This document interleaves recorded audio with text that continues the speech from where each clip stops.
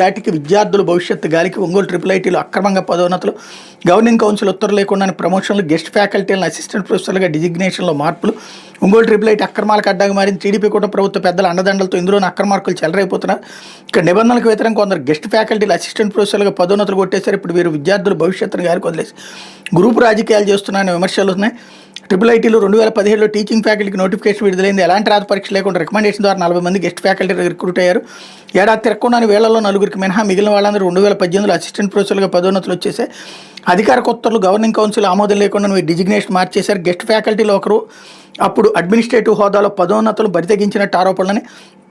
ఆనాడు assistant professor హోదా పొందిన వారంతా ప్రస్తుతం ఏఓగా, ఫైనాన్షియల్ ఆఫీసర్గా, స్టూడెంట్ వెల్ఫేర్ డీన్గా, కంట్రోలర్ ఆఫ్ ఎగ్జామినర్గా ప్రత్యేక హోదాలు అనిపిస్తున్నారు. అడ్మినిస్ట్రేటివ్ ఆఫీసర్కు స్నేహితుడైన వ్యక్తిని అడ్డదారులు గెస్ట్ ఫ్యాకల్టీకి తీసుకొచ్చి అసిస్టెంట్ ప్రొఫెసర్ని చేసి స్టోర్స్ పర్చేజ్ ఇన్ఛార్జి కూడా అదనపు బాధ్యతలు అప్పగించారు.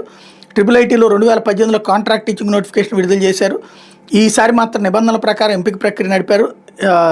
ఇందులో సెలెక్ట్ అయిన వాళ్ళని తొలగించాలన్న కుట్రతో ఎల్లో గ్యాంగ్ 2019లో వీళ్ళని సాగనంపి మళ్లీ నోటిఫికేషన్ ఇచ్చినప్పుడు రావాలని చెప్పినట్టు సమాచారం. అప్పుడే అధికారంలోకి వచ్చిన వైఎస్ జగన్ ప్రభుత్వం వీళ్ళని కొనసాగించడంతో ఎల్లో గ్యాంగ్ పప్పులు ఉడకలేదు. అయినప్పటికీ ఉన్నతాధికారులకు తప్పుడు సమాచారం ఇచ్చి కోవిడ్ సమయంలో వీళ్ళని నిలిపేశారు. విషయం తెలుసుకున్నాడు సీఎం వైఎస్ జగన్ వారికి న్యాయం చేసి ఉద్యోగాల్లో కొనసాగించారు.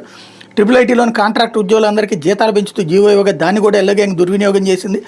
2017లో ఎంపిక గెస్ట్ ఫ్యాకల్టీలుగానే మిగిలిపోయిన 4కి 2018లో నిబంధనల ప్రకారం ఎంపికైన కాంట్రాక్ట్ ఫ్యాకల్టీలకు జీతాలు పెంచకుండా కుట్రలు చేసినట్టు ఆరోపణలు ఉన్నాయి. ఇవాళ కాంట్రాక్ట్ ఉద్యోగులు ధర్నా చేస్తున్నారు వార్తని హైలైట్ చేశారు.